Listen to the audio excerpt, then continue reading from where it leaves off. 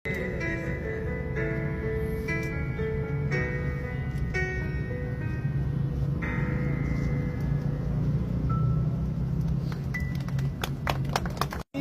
भने मोमबत्ती जसरी जल्दै जान्छ, मोमबत्ती सानो हुँदै जान्छ, मर्दै जान्छन्।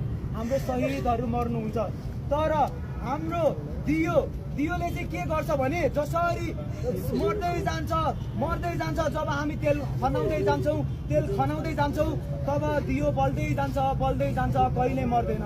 जबसम्म हामी तेल खनाउँदै जान्छौँ त्यसको मतलब हामी तेल खनाउँदै जान्छौँ मतलब हामीले शहीदहरूलाई बिर्सिनु हुँदैन।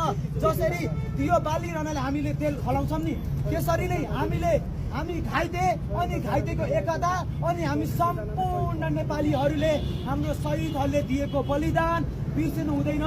जसरी तेल खनाउँछौँ हामी सरकारसँग खनिदिन्छौँ, जसरी तेल खनाउँछौँ विद्रोह गर्ने, जसरी हामी तेल खनाउँछौँ, जसरी हाम्रो देशको निष्पक्ष देशको विपक्षीमा र अब हामी सधैँ चाहिँ अब यत्तिकै हामीले सम्पन्न गर्थ्यौँ। तर हामी एउटा छुट्टै नेपालमा भजन छ, कीर्तन छ, हुन्छ नि हाम्रो गीत छ, सङ्गीत छ, हाम्रो छुट्टै एउटा कविता छ, हाम्रो रचना छ, साहित्य छ। यसलाई पनि हामीले बिर्सिनुहुन्न र यसकै कारणमा देशभक्तिको लागि हामीसँग कविता वाचन गर्न हाम्रो कलाकार प्रकाशजी आउँदै हुनुहुन्छ। हुन त नाम लिन नहुने हो, जेमजी भन्नु